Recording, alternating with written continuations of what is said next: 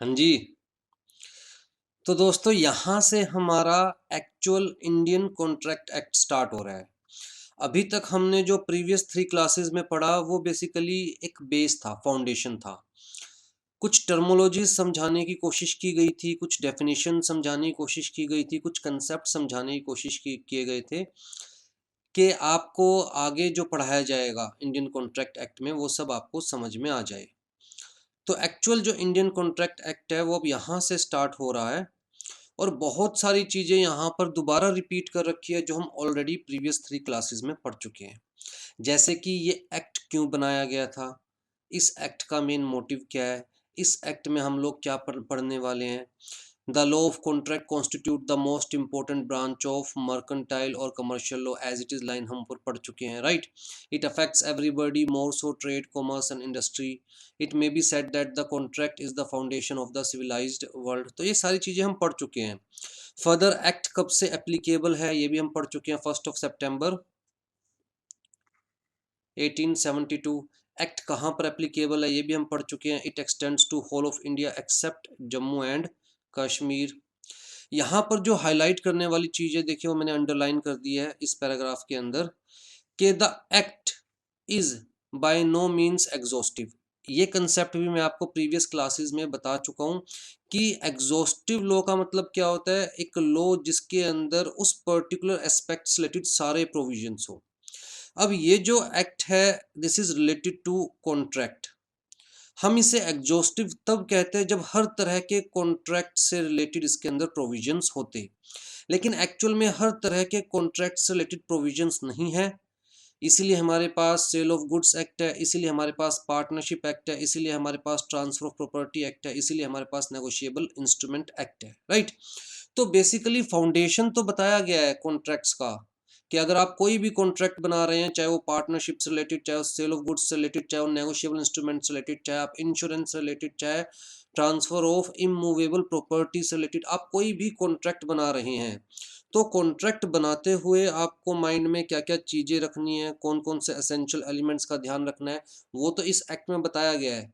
लेकिन specific provision जो कि पार्टनरशिप के केस में एप्लीकेबल होंगे वो पार्टनरशिप एक्ट में बताए गए हैं। स्पेसिफिक प्रोविजन जो कि सेल ऑफ गुड्स के केस में एप्लीकेबल होंगे वो सेल ऑफ गुड्स एक्ट में बताए गए हैं। स्पेसिफिक प्रोविजन जो कि नेगोशिएबल इंस्ट्रूमेंट्स जैसे कि प्रोमिसरी नोट है, राइट, चेक्स है, उनके केस में एप्लीकेबल होंगे वो नेगोशिएबल इंस्ट्रूमेंट एक्ट में बताए गए हैं, राइट। तो कुल मिला के कॉन्ट्रैक्ट से रिलेटेड सारे प्रोविजंस इस एक्ट में कवर नहीं किए गए, इसलिए हम कहते हैं this is not N exhaustive law और एग्जॉस्टिव एक्ट।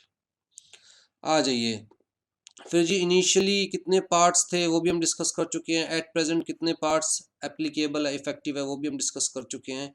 कॉन्ट्रैक्ट की डेफिनेशन जो सेलमन ने दी थी, जो एनसन ने दी थी, फेडरिक पोलक ने दी थी, वो सारी हम डिस्कस कर चुके हैं। फर्दर जो कॉन्ट्रैक्ट की डेफिनेशन सेक्शन 2H में बताई गई थी, an agreement enforceable by law, वो भी हम डिस्कस कर चुके हैं। ठीक है जी, मैं इस पैराग्राफ को पढ़ना चाहूँगा। These definitions indicate that contract essentially consists of two distinct part. First, there must be an agreement which is enforceable by law. So there must be an agreement. Second, such an agreement must be enforceable by law. To be enforceable, the agreement must be coupled with an obligation, means legal rights and legal obligations. A contract, therefore, is a combination of two elements, an agreement plus obligation. वैसे in general हम क्या मान के चलते हैं कि agreement plus legal enforceability, इन्होंने यहाँ पर क्या दिया हुआ है, एग्रीमेंट प्लस ऑब्लिगेशन।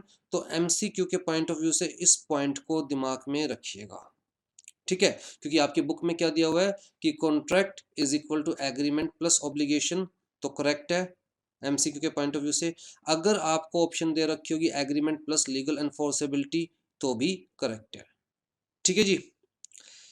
एग्रीमेंट क्या होता है ये भी हम डिस्कस कर चुके हैं, section 2 he, every promise and every set of promises forming consideration for each other, तो ये भी हम डिस्कस कर चुके हैं। और प्रोमिस क्या होता है, सेक्शन 2 भी, ये भी हम डिस्कस कर चुके हैं। When a person to whom the proposal is made signifies his assent thereto, the proposal is said to be accepted. A proposal when accepted becomes promise, ये डेफिनेशन भी हम डिस्कस कर चुके हैं, राइट। और एग्रीमेंट के जो एसेंशियल एलिमेंट्स है या कैरेक्टरिस्टिक्स जिन्हें हम कह सकते हैं कि there shall be at least 2 persons, consensus ad idem means matching of mind on the same subject matter in the same sense at the same time, ये दोनों भी हम डिस्कस कर चुके हैं। अब जी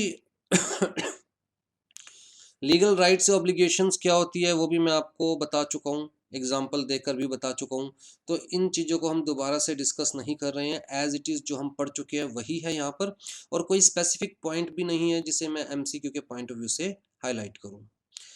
आ जाइए जी, all agreements are not contracts, ये चीज़ भी हम डिस्कस कर चुके हैं, जैसे कि सोशल एग्रीमेंट्स है या फिर डोमेस्टिक एग्रीमेंट्स है, या जिन एग्रीमेंट्स के अंदर legal rights and obligations create करने की इंटेंशन ही नहीं होती, चाहे कमर्शियल एग्रीमेंट है। हमने एग्जांपल लिया था ना प्रीवियस क्लास के अंदर कि दो दोस्त थे, एक मैन्युफैक्चरर था एक ट्रेडर था, उनके बीच में कॉन्ट्रैक्ट होता है, लेकिन लॉयर क्या लिख देता है, that none of the parties intend to create the legal rights and obligations. तो चाहे कमर्शियल कॉन्ट्रैक्ट है, अगर उसमें भी पार्टीज की इंटेंशन नहीं है लीगल राइट्स ऑब्लिगेशंस क्रिएट करने की, तो even that agreement is not contract, because even that agreement is not enforceable, legally enforceable। ठीक है, तो सोशल एग्रीमेंट्स हो गए, डोमेस्टिक हो गए। अब जैसे कि मैं किसी सोशल गेट टुगेदर के अंदर खड़ा होकर कह रहा हूँ जी मैं मंदिर को 2000 रुपये डोनेट करूँगा, अगर मैं वो डोनेट नहीं करता तो कोई मेरे ऊपर केस नहीं कर सकता, चाहे मैं एग्री कर रहा हूँ कि मैं डोनेट करूँगा, बट सोशल एग्रीमेंट से केस में मान के चला जाता है कि legal rights and obligations create करने की इंटेंशन नहीं है, पहली चीज। दूसरी चीज, वो एग्रीमेंट कंसिडर नहीं किया जा सकता क्योंकि मैं 2000 रुपये दे रहा हूँ, बदले में मुझे कुछ नहीं मिल रहा, तो कंसिडरेशन मिसिंग है, right. Agreements without legal intention, तो बट ऑब्वियस सी बात है, एग्रीमेंट्स विदाउट कंसिडरेशन, तो ऐसे केसेस के अंदर हम मान के चलेंगे हो सकता है एग्रीमेंट हो बट कॉन्ट्रैक्ट कंसिडर नहीं किया जाता, और क्योंकि कॉन्ट्रैक्ट कंसिडर नहीं किया जाता इसलिए इस एक्ट के प्रोविजंस एप्लीकेबल नहीं है, और इस एक्ट के प्रोविजंस एप्लीकेबल नहीं है तो अगर कोई पार्टी डिफॉल्ट भी करती है तो दूसरी पार्टी उसके अगेंस्ट कोर्ट नहीं जा सकती। ठीक है जी। 3 consequences follow from the above discussion. To constitute a contract, parties must intend to create legal relationship. The law of contract is the law of those agreements which creates obligations and those obligations which have their source in agreement. Agreement is the genus of which ये line में as it is आपको previous class में पढ़ा चुका हूँ, genus of which contract is the species and therefore all contracts are agreements, क्योंकि पहले agreement बनेगा तभी तो contract बनेगा, तो all contracts are agreements but all agreements are not contracts। आज ये essential element of a valid contract section 10 ने हमें बताया हुआ है, ये भी हम डिस्कस कर चुके हैं। सेक्शन 10 ने क्या कहा है, all agreements are contracts if they are made by free consent of the parties competent to contract for a lawful consideration with a lawful object and are not hereby expressly declared to be void. तो ये सारे elements हम previous classes में discuss कर चुके हैं, ये लंबी चौड़ी लिस्ट में आपको पढ़ा चुका हूँ, तो मैं दोबारा से रिपीट नहीं कर रहा। आ जाइए जी, अब हमें यहां से स्टार्ट करना है। हमने अभी तक क्या डिस्कस किया है, हमने डिस्कस किया है कि भैया कोई ऑफर देगा, प्रपोजल जिसे हम कहते हैं, और कोई उस ऑफर को एक्सेप्ट करेगा, तभी क्या क्रिएट होगा, प्रॉमिस। तभी क्या बनेगा, प्रॉमिस। अगर प्रॉमिस के अंदर कंसीडरेशन भी हो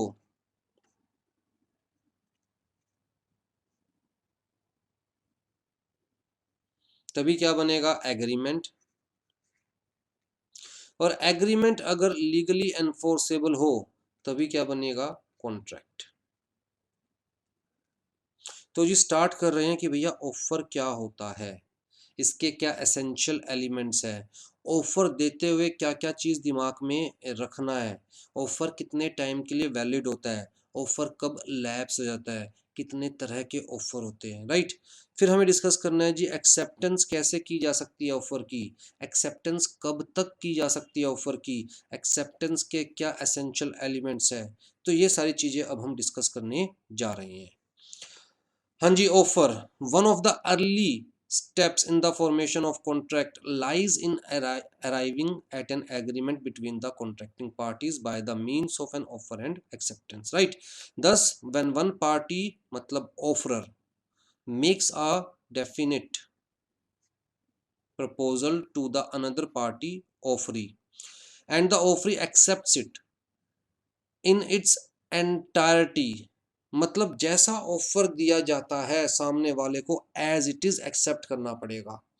अगर सामने वाला ऑफर में किंतु पर इफ बट लगा देता है तो इसका मतलब सामने वाले को as it is offer accepted नहीं है, और अगर सामने वाला एज इट इज ऑफर को एक्सेप्ट नहीं कर रहा तो मान के चला जाएगा कि उसने ऑफर रिजेक्ट कर दिया।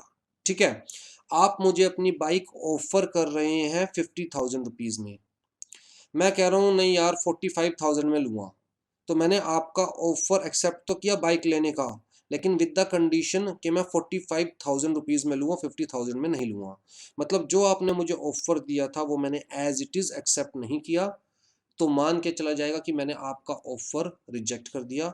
अब मैंने आपको ऑफर दिया है कि मैं आपकी बाइक 45,000 रुपीज़ में लूँगा, आपकी मर्जी है कि आप एक्सेप्ट करो या ना करो, राइट?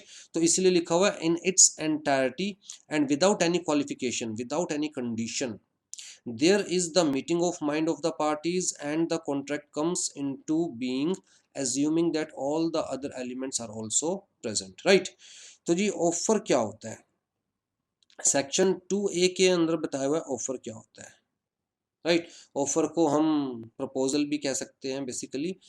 तो जी when one person signifies to another his willingness, मैंने विलिंगनेस को स्पेसिफिकली अंडरलाइन किया हुआ है। When one person signifies to another his willingness to do or abstain from doing, तो in simple when one person signifies his willingness to do or not to do something, abstain from doing का मतलब to not to do something, so to do or not to do something with a view to obtaining the assent of the other to such act or abstinence। अब ये बड़ा important है, अगर मैं सामने वाले को ऑफर दे रहा हूं तो ऑफर तभी माना जाएगा जब मैं इस इंटेंशन के साथ ऑफर दे रहा हूं कि सामने वाला मेरी बात सुने, समझे और रिएक्ट करे with a view to obtaining the assent of the other, right? अगर मेरी इंटेंशन नहीं है कि सामने वाला मेरा ऑफर एक्सेप्ट करे तो इसका मतलब मैं सामने वाले को ऑफर दे ही नहीं रहा, मैं तो एक मेयर स्टेटमेंट दे रहा हूं। जैसे मान के चलो दो दोस्त खड़े हुए हैं, राइट? अब जी ए ने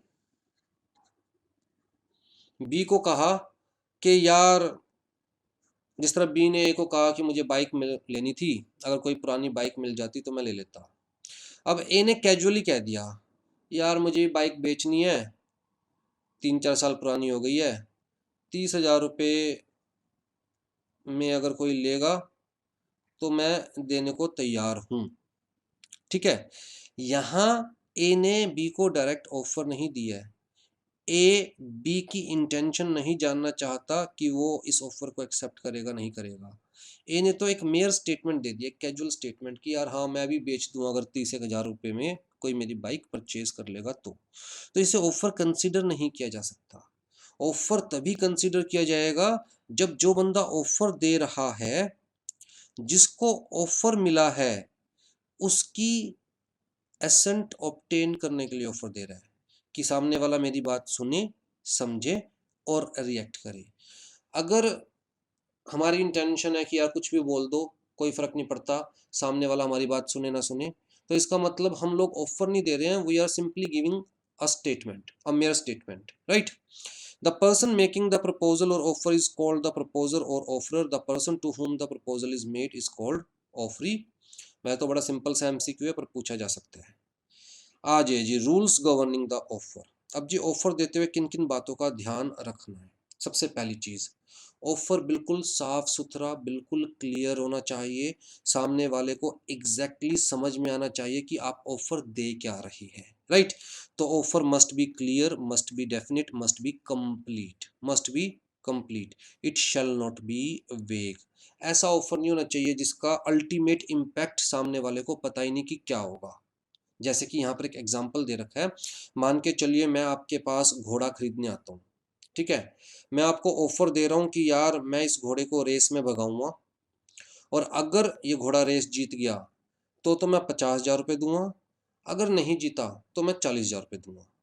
अब जी यहाँ पर जो कंडीशन मैंने लगाई है वो कंप्लीटली लक पे डिपेंड करता है, घोड़ा जीत भी सकता है नहीं भी जीत सकता, राइट। इसका मतलब आपको क्लियर नहीं है कि मैं आपका घोड़ा 40,000 में लूंगा या 50,000 में लूंगा, आपको 40,000 रुपये मिलने वाले हैं या 50,000 रुपये मिलने वाले हैं, क्योंकि 40 या 50 कंप्लीटली लक पे डिपेंड कर रहा है। तो जी इस केस में ऑफर ही वैलिड कंसीडर नहीं किया जाएगा, because it is not clear. सामने वाले को एग्जैक्टली यही नहीं पता कि उसे ऑफर में मिल क्या रहा है, राइट। तो offer must B clear, must be definite, must be complete.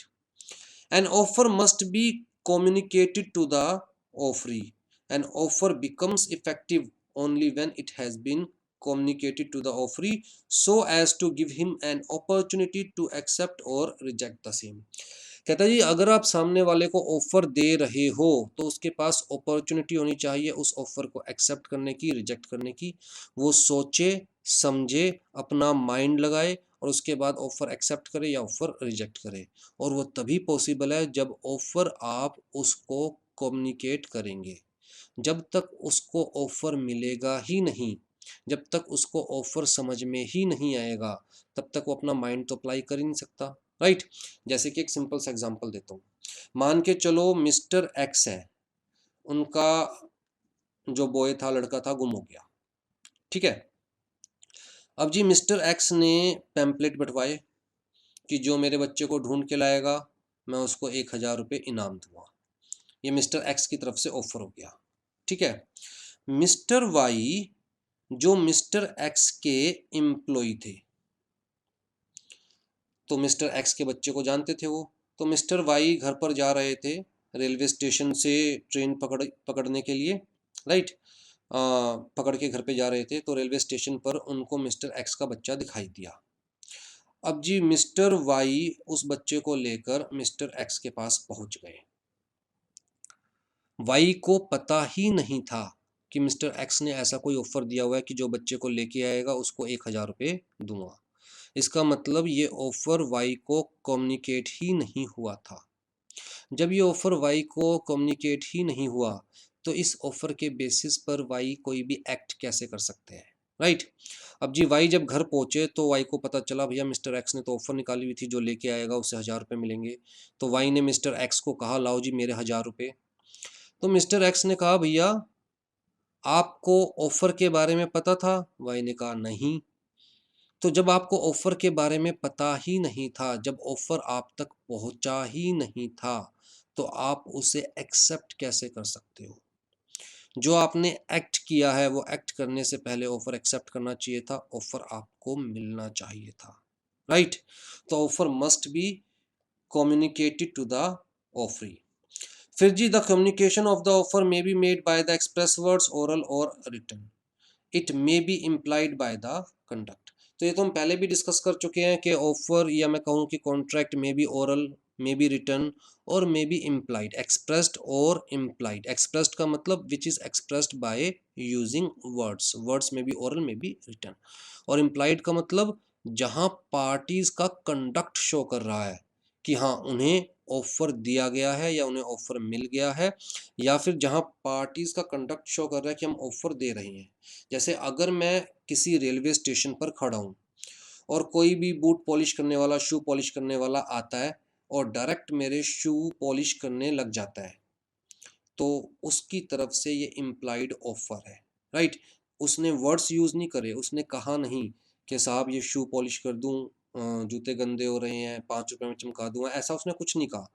वो डायरेक्ट आया और शू पॉलिश करने लग गया, इसका मतलब उसकी तरफ से ये इम्प्लाइड ऑफर है और मुझे उसे उसी वक्त रोक देना चाहिए अगर मुझे ये ऑफर एक्सेप्टेड नहीं है तो, राइट। अगर मैं उसे नहीं रोक रहा, चुपचाप अपने जूते पॉलिश करवा रहा हूँ, तो इसका मतलब मेरी तरफ से इम्प्लाइड एक्सेप्टेंस है, राइट। अब जी बाद में मैं ये नहीं कह सकता कि मैंने कौन सा कहा था कि तू मेरे जूते साफ कर, राइट। बाद में ये नहीं बोला जा सकता।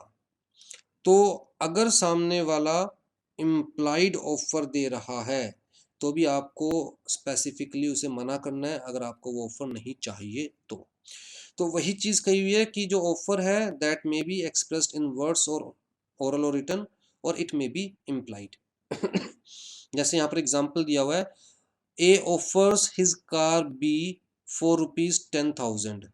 तो स्पेसिफिकली ए ने बी को कहा कि मैं अपनी कार तुझे 10,000 रुपये में दे दूंगा, तो this is an express offer. लेकिन जो बस चल रही है on a definite route, a bus flying on a definite route, तो ये हमें पता होता है ये नंबर की बस इस रूट पे जाएगी, ये नंबर की बस इस रूट पे जाएगी, और ये भी पता ही होता है कि भाई यहाँ तक का इतना किराया, यहाँ तक का इतना किराया है। अब हम जी उस बस में चढ़ते हैं तो हमने बस का इम्प्लाइड ऑफर एक्सेप्ट कर लिया, बस की तरफ से इम्प्लाइड ऑफर है कि आइए सवारी कीजिए टिकट लेकर, राइट। आप ये नहीं कह सकते भाई टिकट किस नाम की, तू रोड पे लाया और हम चढ़ गए। ठीक है जी। तो offer may be implied may be expressed. Offer may B general और मे बी स्पेसिफिक। अब जी जनरल का मतलब क्या हुआ, कहता है एक general offer which is available to world at large, पूरी दुनिया के लिए अवेलेबल है वो offer. Any one from the public can accept that offer, that is general offer. ठीक है।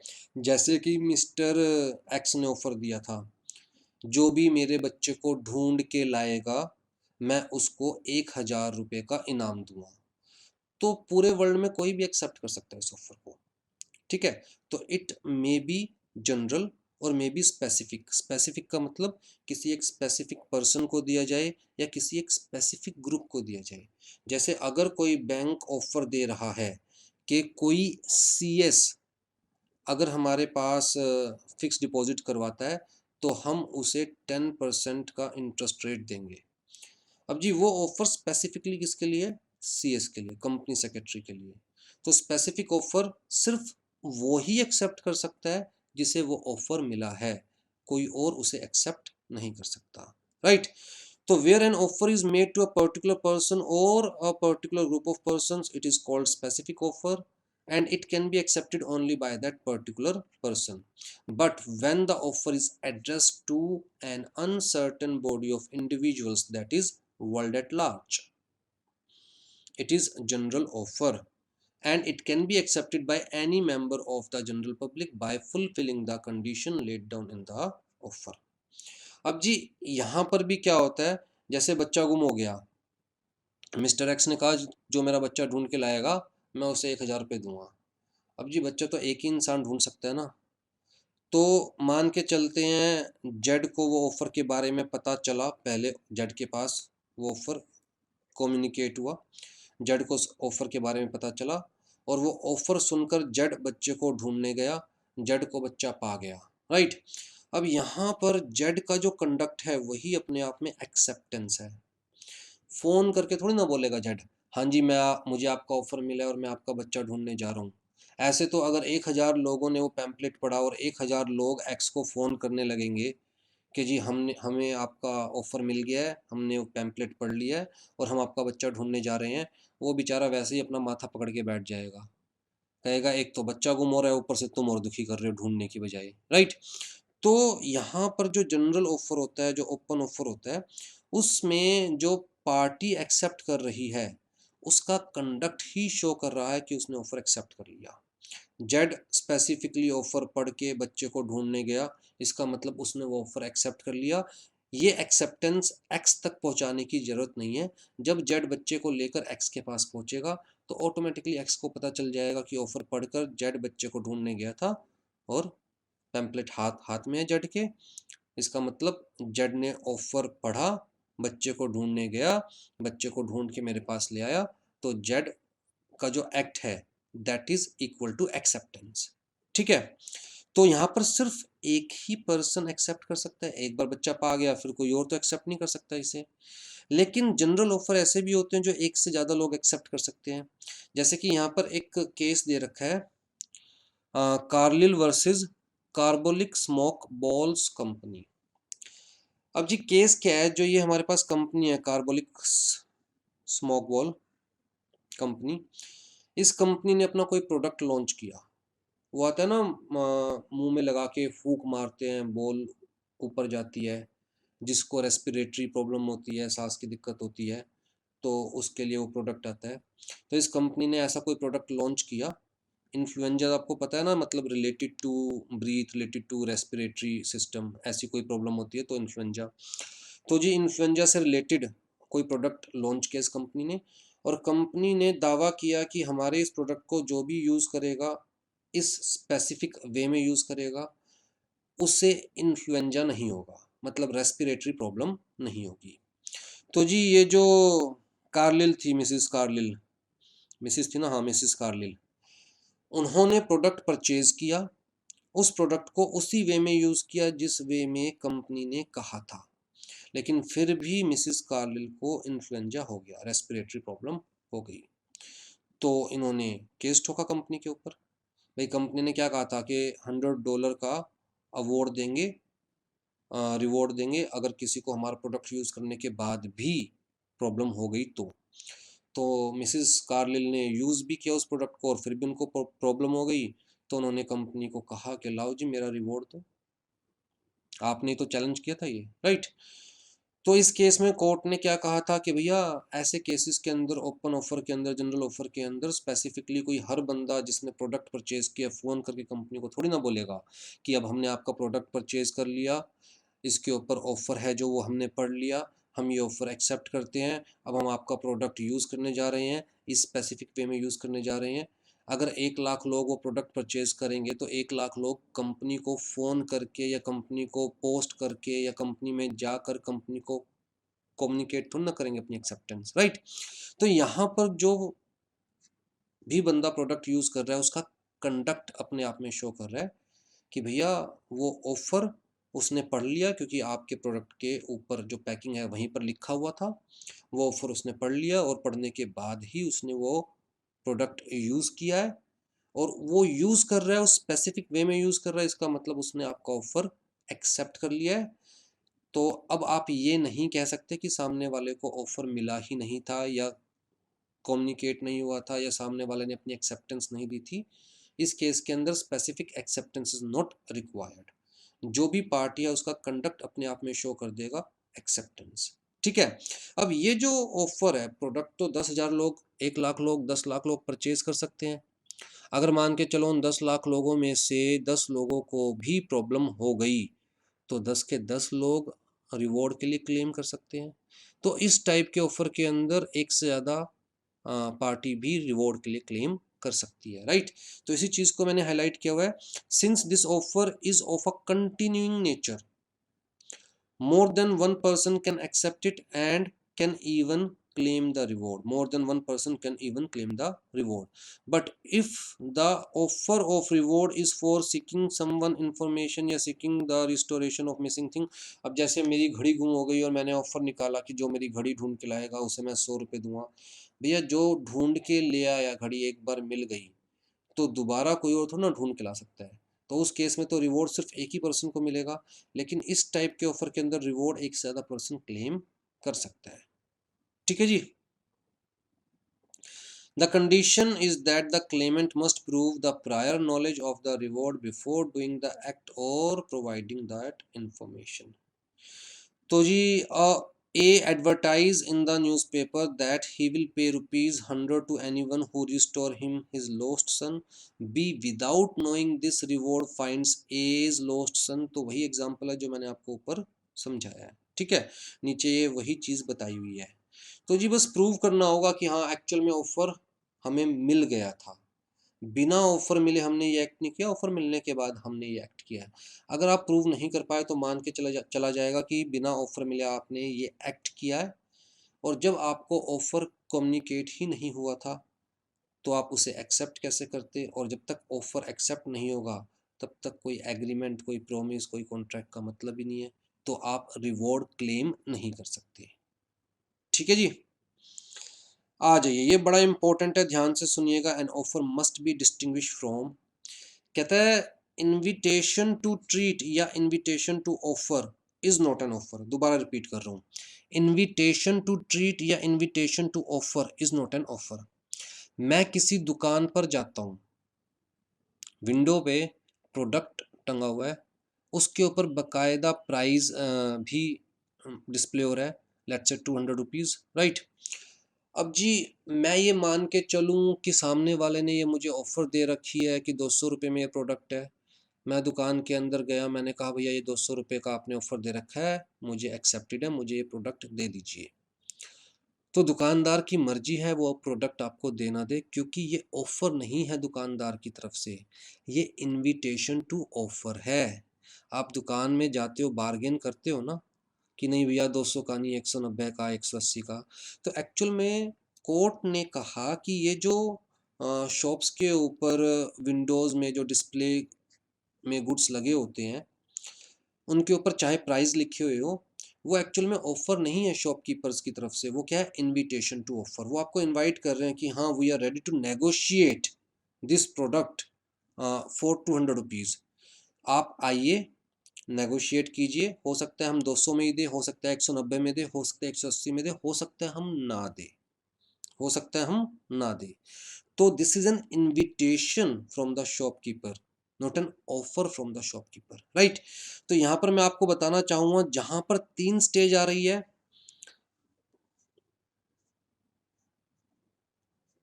स्टेज 1, स्टेज 2,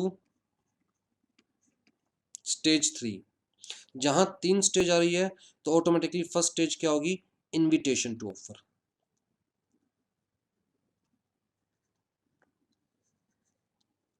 सेकंड स्टेज क्या होगी, ऑफर। और थर्ड स्टेज क्या होगी, एक्सेप्टेंस। और जहां पर स्टेज ही 2 आ रही है, तो स्टेज 1, तो पहली स्टेज क्या होगी, ऑफर, दूसरी स्टेज क्या होगी, एक्सेप्टेंस। अब जैसे मान के चलिए आप बैंक में जाते हैं, आप बैंक वालों को कहते हैं कि भैया मुझे अपना अकाउंट ओपन करवाना है। तो बेसिकली आप बैंक को इनवाइट कर रहे हैं कि भैया मैं कस्टमर हूँ, अपने प्रोडक्ट्स बताइए कि सेविंग पे क्या इंटरेस्ट मिलेगा, अगर मैं करंट अकाउंट खुलवाता हूँ तो मुझे क्या फैसिलिटीज़ मिलेगी, अगर मैं एफडी करवाता हूँ तो मुझे क्या फैसिलिटीज़ मिलेगी, अगर मैं आरडी ओपन करवाता हूँ तो मुझे क्या फैसिलिटीज़ मिलेगी, कितना इंटरेस्ट रेट मिलेगा। तो जब बैंक में जाते हैं, we are giving invitation to offer, हम उन्हें इनवाइट करें कि आप मुझे ऑफर दीजिए। फिर बैंक वाले मुझे ऑफर देंगे कि जी हमारा करंट का इतना है, सेविंग का इतना है, एफडी का ये हिसाब रहेगा, आरडी का ये हिसाब रहेगा, ठीक है। अब जो बैंक वाले मुझे बता रहे हैं दैट इज ऑफर। अब मेरी मर्जी है कि मैं एक्सेप्ट करूं या ना करूं, अकाउंट ओपन करवाऊं या ना करवाऊं, राइट। तो जब मैं बैंक में जाता हूं, मैं उन्हें ऑफर नहीं दे रहा, basically I am inviting the bank to give me offer, ठीक। इसी तरह जब मैं शॉप पे जाता हूँ किसी, तो मैं उन्हें ऑफर नहीं दे रहा, मैं जो मतलब शॉपकीपर मुझे ऑफर नहीं दे रहा, शॉपकीपर मुझे इनवाइट कर रहा है कि आप आइए मुझे ऑफर दीजिए। तब मैं उन्हें ऑफर देता हूँ, भैया ये प्रोडक्ट, ठीक है, 190 का, पर मैं 180 में लेने के लिए तैयार हूँ। फिर उसकी मर्जी है वो एक्सेप्ट करे या ना करे। इसका मतलब अगर दुकान पे कोई सामान टंगा हुआ है, उसके ऊपर प्राइस टैग भी लगा हुआ है, तो भी दुकानदार की तरफ से उसे ऑफर मत कंसीडर कीजिएगा। आप उसे फोर्स नहीं कर सकते वो प्रोडक्ट उस प्राइस पर बेचने के लिए, क्योंकि वो ऑफर नहीं है, वो इनविटेशन टू ऑफर है। इसी तरह अगर हम किसी रेस्टोरेंट के अंदर जाते हैं, किसी होटल में जाते हैं, वहाँ पर हमें कैटलॉग मिलता है या वहाँ पर हमें मेन्यू कार्ड मिलता है जिस पे प्राइस लिखा हुआ है, तो that is invitation to offer, that is not offer, right. तो ऐसा नहीं है जिस तरह कुछ लोग मैंने देखा कि भैया देखा जी कैटलॉग, ओ हो चिल्ली पनीर लिखा हुआ है जी 110 रुपये का, भैया ले आओ। वो कहेगा नहीं है, 110 का नहीं है। तो लड़ने लग जाएंगे, फिर आपने लिखा क्यों है इसके अंदर, आप पागल बना रहे हो, राइट। या फिर वो कहेगा जी ये रेट पुराने हैं, फिलहाल 120 रुपये है। तो आदमी लड़ने लग जाते हैं कि आपने 110 रुपये लिखा क्यों हुआ है, आप 120 रुपये चार्ज नहीं कर सकते हमसे। वो कर सकते हैं, क्योंकि वो सिर्फ इनविटेशन टू ऑफर है, ठीक है। जब आप कह रहे हैं 110 में, वो मना कर सकते हैं। आप कह रहे हैं 120 में, वो मना कर सकते हैं। इवन वो देने को भी मना कर सकते हैं। तो जी ऑफर और इनविटेशन टू ऑफर में आपको डिफरेंस समझ के चलना है। An auctioneer request for bid. अब जैसे मान के चलिए मुझे ऑक्शन लगानी है, मैं जब ऑक्शन लगा रहा हूं तो वहां बिड देने के लिए जितने लोग बैठे हैं बिड करने के लिए, उनको इनवाइट कर रहा हूं कि आप मेरे प्रोडक्ट पे बिड लगाइए, आप मुझे ऑफर दीजिए कितने का परचेज करना चाहते हैं, राइट। तो मैं उन्हें ऑफर नहीं दे रहा, मैं उन्हें इनवाइट कर रहा हूं कि आप मुझे ऑफर दीजिए कितने का परचेज करना चाहते हैं, फिर मेरी मर्जी मैं एक्सेप्ट करूं या ना करूं। तो auctioneer's request for bid या display of goods in a shop window with the price marked upon them या display of priced goods in a self-service store or a shopkeeper's catalog for price are invitation to offer। ठीक है, तो MCQ के point of view से बहुत important है तीनों ही point. फिर सेकंड क्या है, कहता है मेयर स्टेटमेंट ऑफ इंटेंशन। जैसे हमने डिस्कस किया ना कि अगर आप सामने वाले की मतलब आप ऑफर दे रहे हो ताकि सामने वाला आपका ऑफर सुने समझे और रिएक्ट करे, तब तो ऑफर दे रहे हो। अगर आपकी इंटेंशन है ही नहीं कि सामने वाला आपकी बात सुने और उस पर रिएक्ट करे, तो बेसिकली आप ऑफर नहीं दे रहे, आप सिर्फ एक स्टेटमेंट दे रहे हो और स्टेटमेंट को ऑफर कंसीडर नहीं किया जाता, right. Thus, a person who attended the advertised place of auction could not sue for the breach of contract if the auction was cancelled. याद रखिएगा एमसीक्यू के पॉइंट ऑफ व्यू से। मान के चलिए मैंने न्यूज़पेपर में एक एडवर्टीजमेंट पढ़ी, उसमें लिखा हुआ था कि भैया दिल्ली में एक ऑक्शन होने जा रही है जहां पर पुराने कंप्यूटर्स की ऑक्शन की जाएगी। अब जी मैं बकायदा बाय प्लेन दिल्ली आया मुंबई से। पहले दिन आया मैं, क्योंकि अगले दिन सुबह 8 बजे ऑक्शन शुरू होनी थी, तो मैं पहले दिन पहुंच गया। तो प्लेन का खर्चा किया मैंने, राइट, हाँ टिकट का खर्चा किया। फिर जी मैं होटल में रुका और मैं शाही आदमी था तो अच्छे से महंगे से होटल में रुका, तो जी रुकने का खर्चा किया मैंने। अगले दिन जब मैं पहुंचा उस प्लेस पर जहाँ पर ऑक्शन होनी थी, तो मुझे पता चला जी ऑक्शन कैंसिल हो चुकी है। मुझे बड़ा गुस्सा आया कि यार मेरे तो 15,000 रुपये लग गए इस ऑक्शन को अटेंड करने के लिए और आपने ऑक्शन कैंसिल करवा दी। तो मैंने जो ऑक्शनियर था जिसने ऑक्शन अरेंज करवाई थी उसके अगेंस्ट केस फाइल कर दिया for the recovery of damages. Court ने कहा भैया ये कोई ऑफर थोड़ी ना थी इसकी तरफ से, ये क्या थी, एक स्टेटमेंट थी कि हाँ हम ऑक्शन करने जा रहे हैं, अगर आप अटेंड करना चाहे तो कर सकते हैं, हमारी मर्जी, हम नहीं कर रहे ऑक्शन, राइट। तो कहता है जी कोई केस नहीं बनता, कोई डैमेजेस नहीं बनते, तो ये एक मेयर स्टेटमेंट है, this is not an offer जो आपने एक्सेप्ट कर लिया।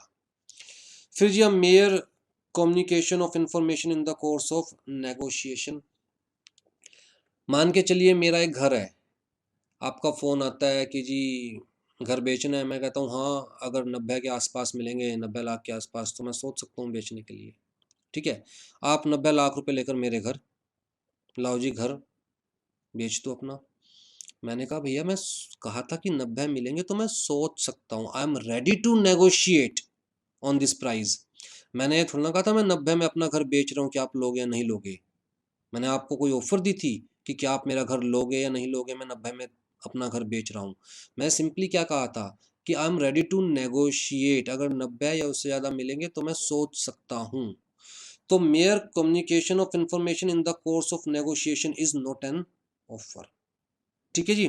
तो इन तीनों चीज़ों का आपको ध्यान रखना है कि invitation to offer is not an offer, a mere statement is not an offer, और a mere communication of information in the course of negotiation is not an offer.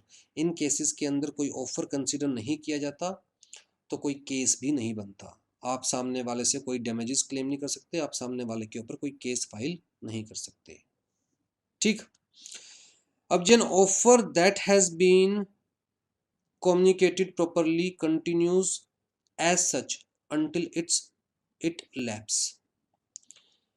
तो जी जब तक वो ऑफर लैप्स नहीं होगा तब तक ऑफर ओपन रहता है, वैलिड रहता है, ठीक है।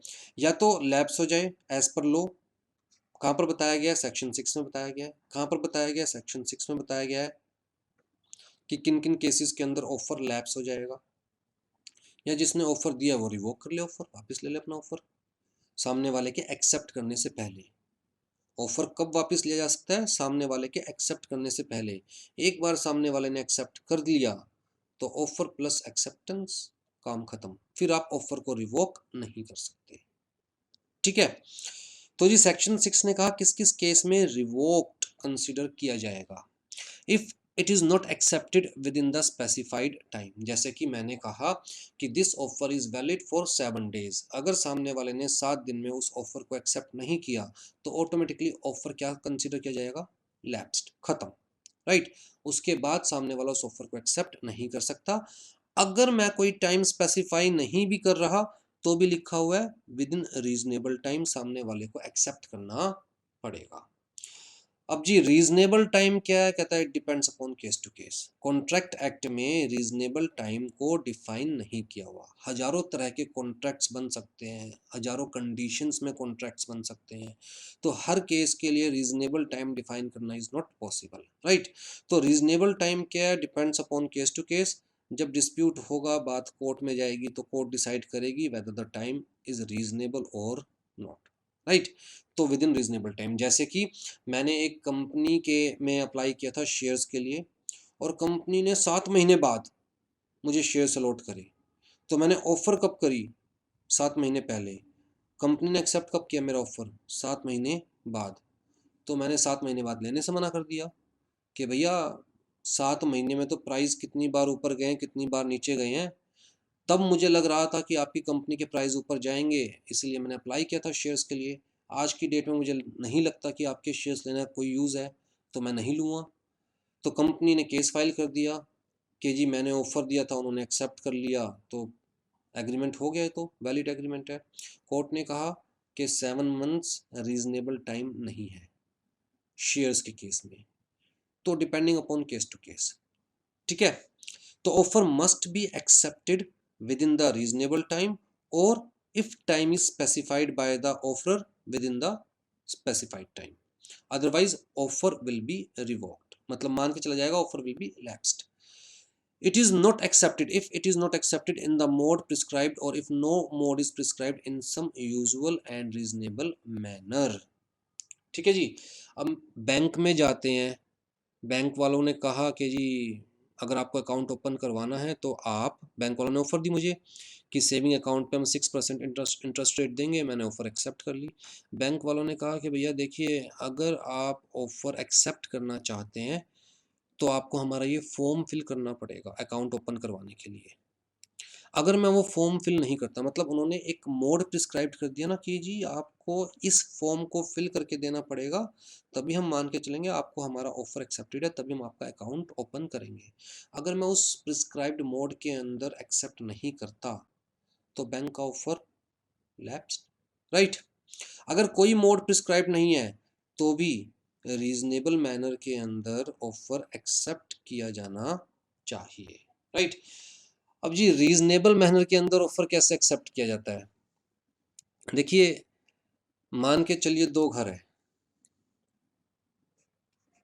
और दोनों बिल्कुल साथ साथ है, बीच में एक छोटी सी गली है, जैसे गांव में या ओल्ड दिल्ली के अंदर घर बिल्कुल साथ साथ चिपके हुए हैं, छोटी छोटी गलियां है बीच में, ठीक है जी।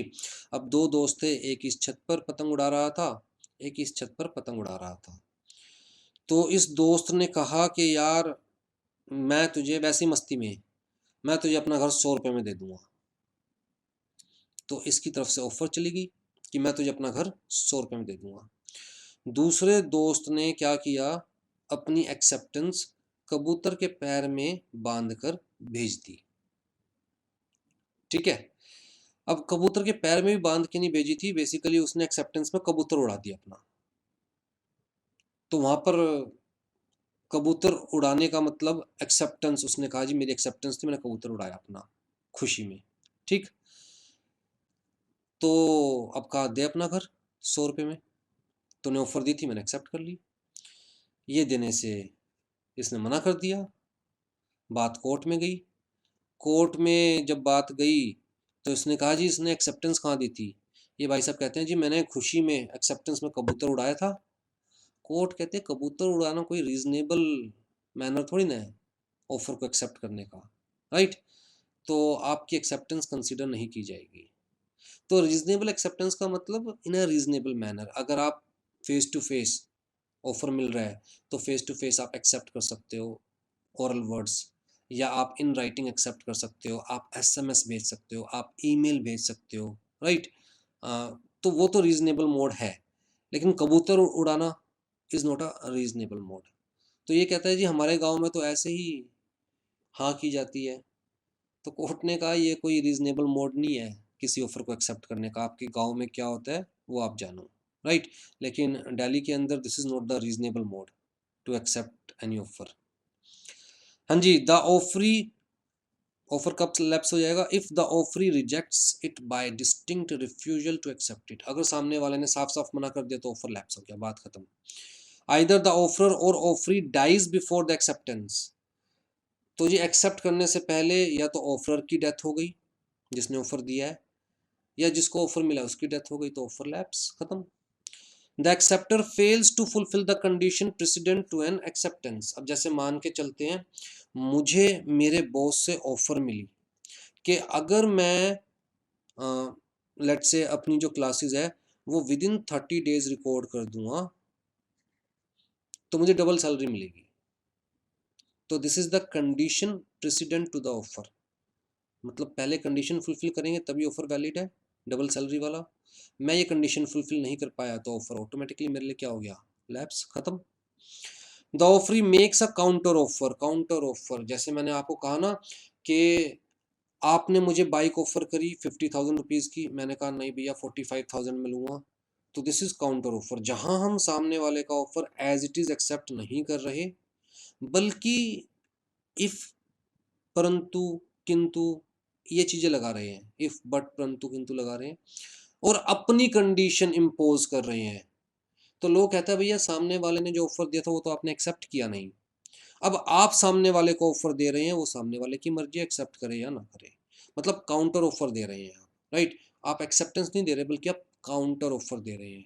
तो if the offeree makes a counter offer it amounts to rejection of the offer and an offer by the offeree may be accepted और रिजेक्टेड बाय द ऑफरर।